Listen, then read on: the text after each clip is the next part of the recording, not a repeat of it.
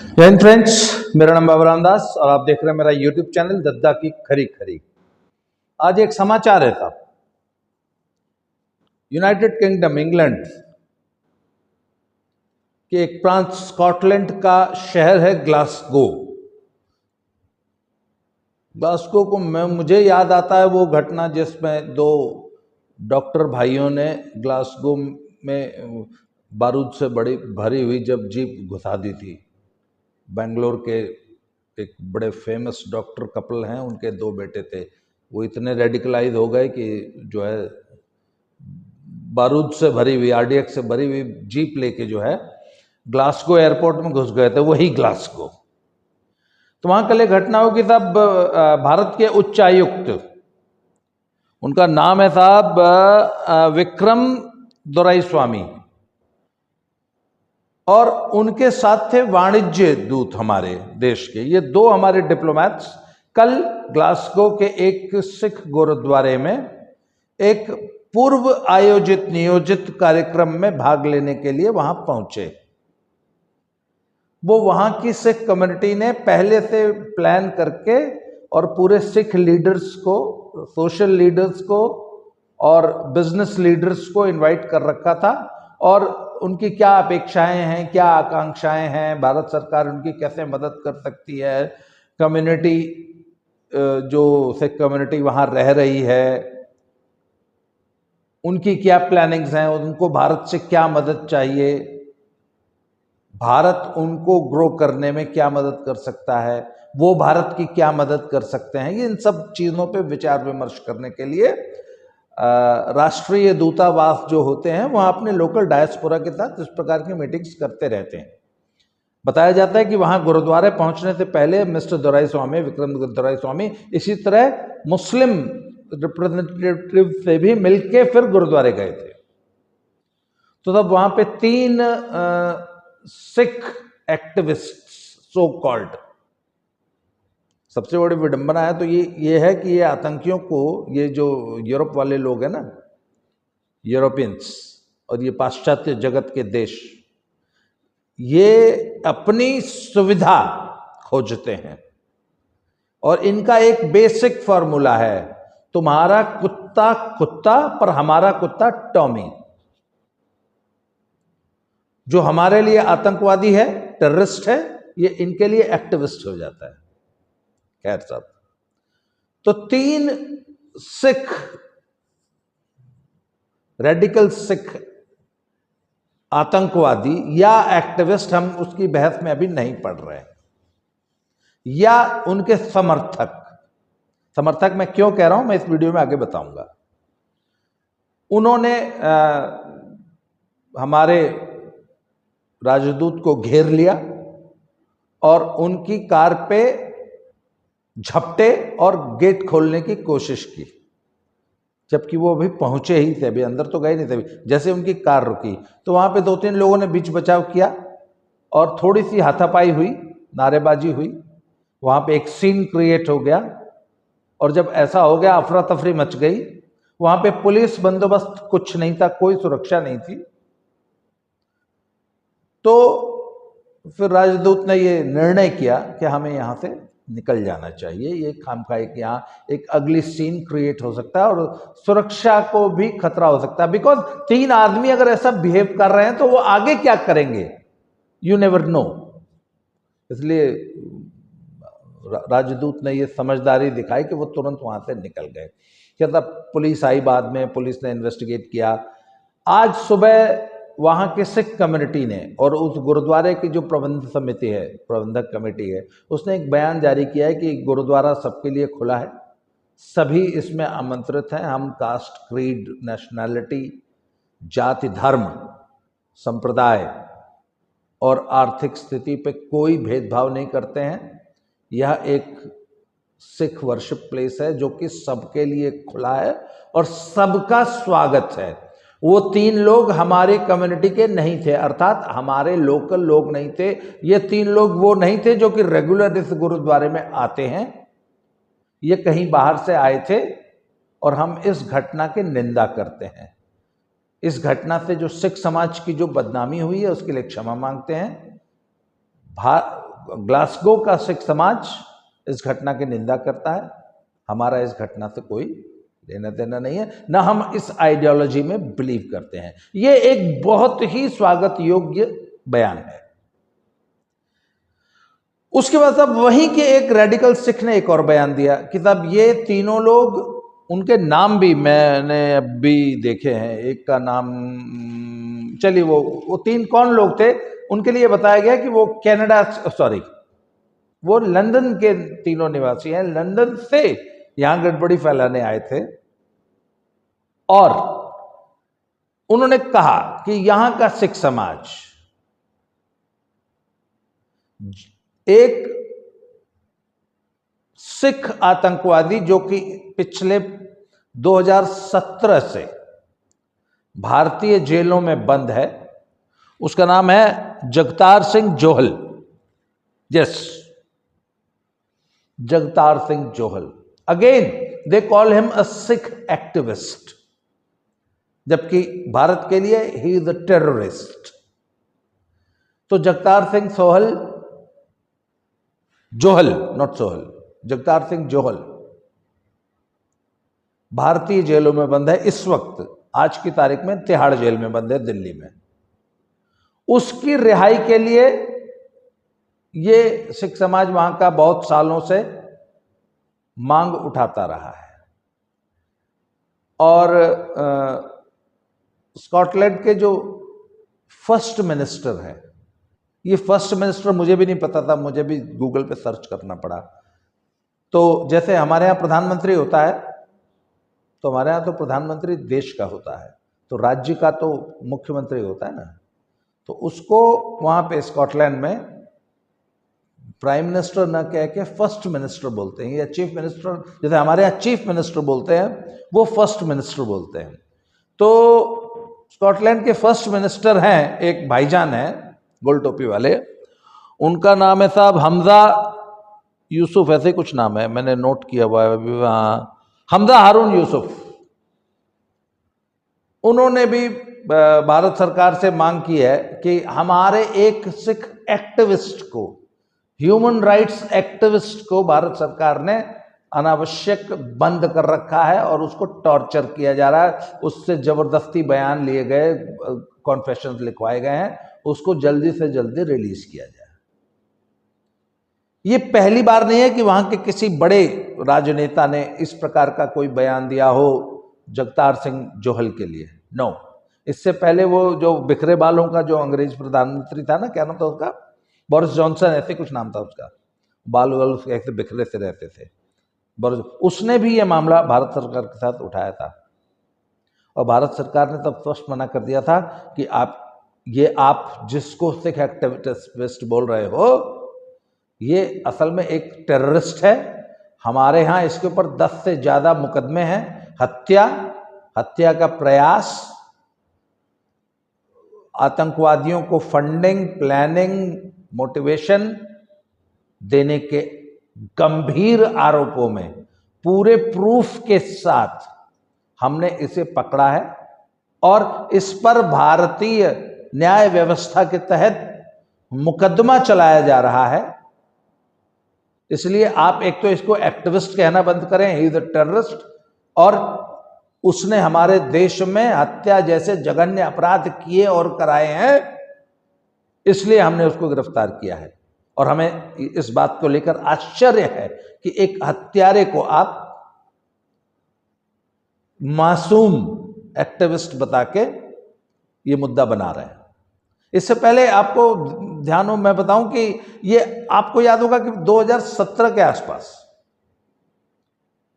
जब Amarinder Singh ji chief minister बने, कांग्रेस की सरकार आई, तो अचानक एक सिलसिला शुरू हुआ हिंदू नेताओं की हत्या का, और हर 2-2, 3-3 महीने पे हिंदू नेताओं की हत्या होती थी। एक ब्रिगेडियर साहब थे, वो आरएसएस के फंक्शनरी थे, उनका नाम है साहब ब्रिगेडियर जगदीश गगनेजा जी, सबसे पहले उनकी हत्या हुई थी। उसके बाद एक मिस्टर गोसाई थे, उनका नाम था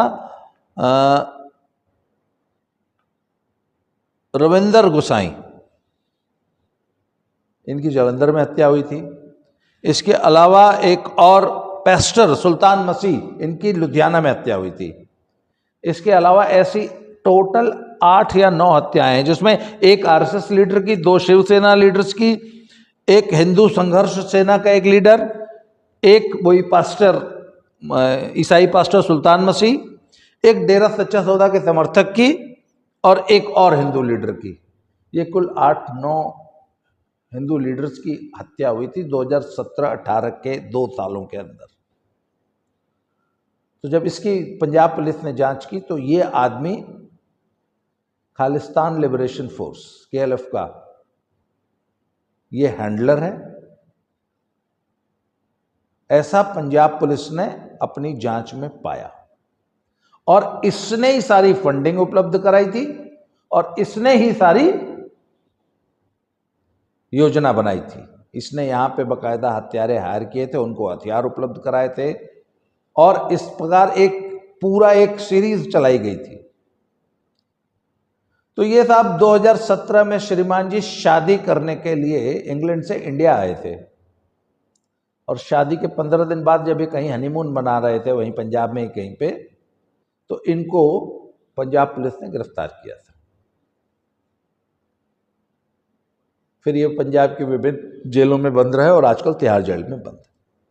अब तब इंग्लैंड वाले बड़ा शौक मचाते हैं कि हमारा नागरिक, एक तो तुमने देश के, दुनिया के आतंकियों का तुमने पनाहगाह बना दिया है पूरे यूरोप को, चाहे वो इंग्लैंड हो, चाहे वो कनाडा हो, चाहे वो अन्य देश हो। हमारे देश के तमाम आतंकवादी, तमाम उग्रवादी, तमाम क्रिमिनल्स फर्जी दस्तावेजों से भाग के तुम्हारे यहाँ चले जाते हैं, तुम उनको बाकायदा अपनी नागरिकता दे देते हो और फिर उनको, उन हमारे टेररिस्ट को तुम एक्टिविस्ट बुलाते हो और तुम्हारे यहां जो मानवाधिकार के कानून है, भाई तुमको अगर किसी टेररिस्ट को पूजना है, सारी जिंदगी जेल में बंद रखना है, तुम रखो। हमारे देश का कानून है, हम अपने देश में अपने एक आतंकवादी को, हत्यारे को या एक जघन्य अपराध करने वाले को फांसी लटकाते हैं, ये हमारा कानून है। तुम कौन होते हो उसमें इंटरफेयर करने वाले? बोले तुम्हारे नागरिक को हम फांसी नहीं देंगे, तुम अपने नागरिक को अपने पास रखो। पहली बात तो तुम्हारा नागरिक हमारे देश में गड़बड़ी फैलाएगा तो हम अपने देश के कानून के हिसाब से उसको ट्रायल पे लेंगे, हम अपने कानून के हिसाब से उसको सजा देंगे। तुम्हारा क्या कानून है इससे हमको मतलब नहीं है। और इस तरह टेररिस्ट को सपोर्ट करना बंद कीजिए, टेररिस्ट को पनाह देना बंद कीजिए, टेररिस्ट को नागरिकता देना बंद कीजिए और प्रत्यर्पण संधि कायदे से कीजिए, कायदे से लागू कीजिए। हम आपकी जो सेंसिबिलिटीज हैं वो आप अपने पास रखिए, बहुत अच्छी हैं, हमें अपने हिसाब से काम करिए। ये भारत का शुरू से स्टैंड रहा है। वो कहते साहब आपने हमारे आदमी को टॉर्चर किया, भाई हमारा काम करने का तरीका, हमारी पुलिस ऐसे ही काम करती है। जिसको तुम टॉर्चर कहते हो हमारे यहां रूटीन है। मैं एक जॉन ग्रिशम का एक उपन्यास पढ़ रहा था। वो ये जुडिशियल थ्रिलर्स लिखते हैं कानून के, मतलब एक अपराध हुआ है तो उसके बाद पुलिस ने उसको कैसे पकड़ा और उसको फिर कैसे कोर्ट में सजा दी गई, क्या था वो, इस पे वो जॉन ग्रिशम बड़े फेमस उपन्यासकार अंग्रेजी के फिक्शन लिखते हैं। तो उनका मैं उपन्यास पढ़ रहा था। मैंने जब पहली बार उनका उपन्यास पढ़ा तो पूरे उपन्यास में एक अपराध हुआ है, पुलिस को मालूम है इसने किया है, पर पुलिस उस जो बॉडी है वो को ढूंढ नहीं पा रही है। पुलिस ये अच्छी तरह जानती है कि इस आदमी ने मारा है, पर चूंकि वो बॉडी को ढूंढ नहीं पा रही है इसलिए उस आदमी को पकड़ नहीं पा रही है। मैं अल्लाह ये किड़ी गल हुई, साडी इंडिया की पुलिस ने दे दो, पंजाब पुलिस ने दे दो, 2 मिनट दस देंगे कितने। हिंदुस्तान की पुलिस के लिए तो ये चुटकियों का, मतलब 1.5 मिनट में ये केस सॉल्व कर देती। कैसे आपको पता है, जिस पे शक था उसको उठा लाती, वो नहीं मिलता तो उसकी माँ को, उसके बाप को, उसकी बीवी को, उसको बेटों को, उसके भाई को थाने में बिठा लेती। पेश करो बंदा, सिंपल, बंदा पेश करो।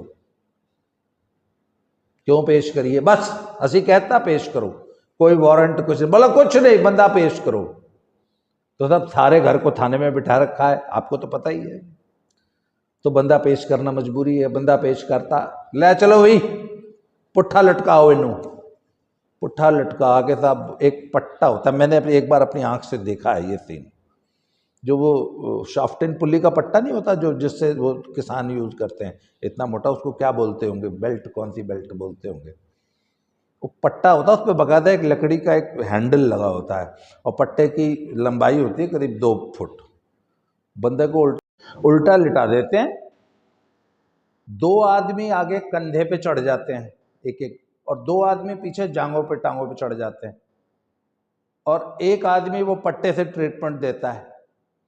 पहला पट्टा जब पड़ता है, अच्छा पिछवाड़े से अंडरवियर सरका देते हैं, और पिछवाड़े पे पहला पट्टा जब पड़ता है तो वहां की पूरी स्किन लाल हो जाती है। जब दूसरा पट्टा मारते हैं तो स्किन नीली हो जाती है। ये मेरी आंख के सामने मैंने देखा हुआ है एक को ट्रीटमेंट देते हुए, इसलिए बता, first hand experience.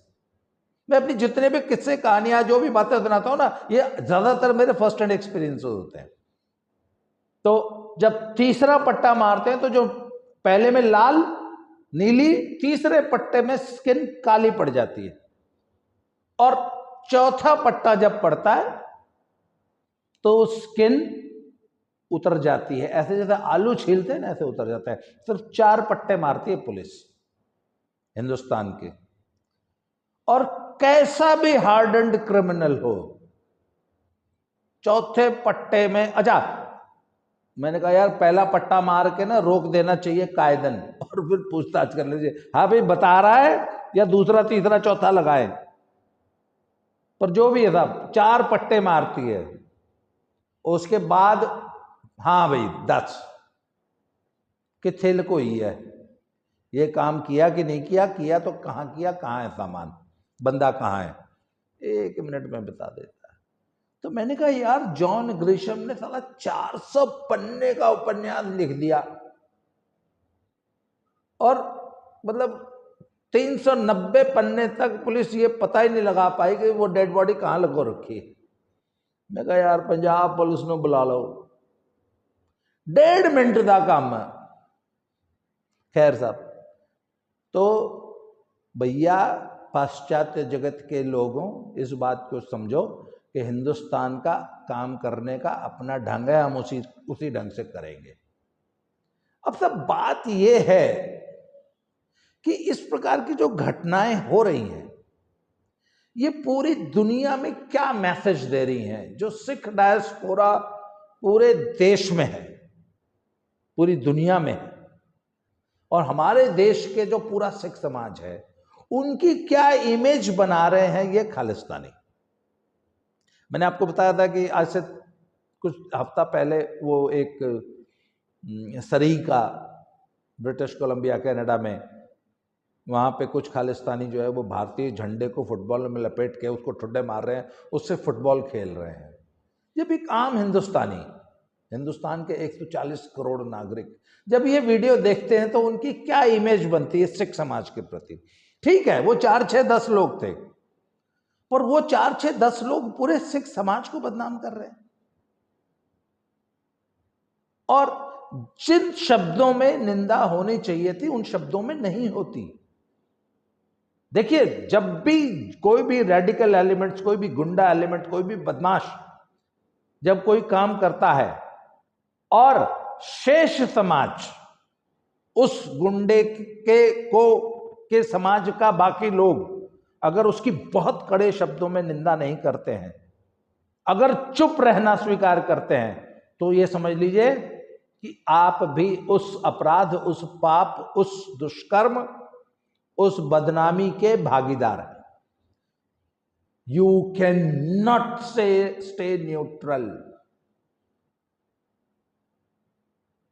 Dinkar ji ने लिखा है ना, जो तटस्थ हैं उनका भी लिखेगा वो है अपराध। यू आप, मेरे जो एग्जैक्ट लाइनें याद नहीं आ रही क्योंकि I was not prepared for this. आप तटस्थ नहीं रह सकते, आपको आवाज बुलंद करनी पड़ेगी। आज जयशंकर जी जो हैं वॉशिंगटन में हैं, उन्होंने एक बात कही है कि कनाडा में जो कुछ हो रहा है उसको आप जनरलाइज नहीं कर सकते, उसका सामान्यीकरण नहीं कर सकते। ये सामान्य घटनाएं नहीं हैं। कनाडा में लगातार हमारे ये बयान उन्होंने कल दिया। इस घटना, ग्लासगो वाली घटना तो पहले दे दिया था कि हमारे राजनयिकों पर, हमारे राजदूतों पर, हमारे भारतीय दूतावासों पर लगातार दुनिया भर में ये खालिस्तानी हमले कर रहे हैं। आप इसको लाइटली नहीं ले सकते, इससे हमारे और आपके देश के रिलेशंस खराब होते हैं। इन घटनाओं को सख्ती से कंट्रोल कीजिए। अभी उन्होंने ये बयान दिया था, तब तक ये ग्लासगो वाली घटना होगी तब। जिसका मतलब उन्होंने एकदम सही बयान दिया था कि आपने, पाश्चात्य जगत इसको जनरलाइज कर रहा है, इसको लाइटली ले रहा है, जबकि ये बहुत सीरियस मसला है। और Hindustan, Bharat, we are not going to take things lying down. अब हम वो बनाना रिपब्लिक नहीं है पुराने वाले कि आप हमारे साथ कोई भी दुर्व्यवहार करते रहेंगे और हम चुपचाप देखते रहेंगे।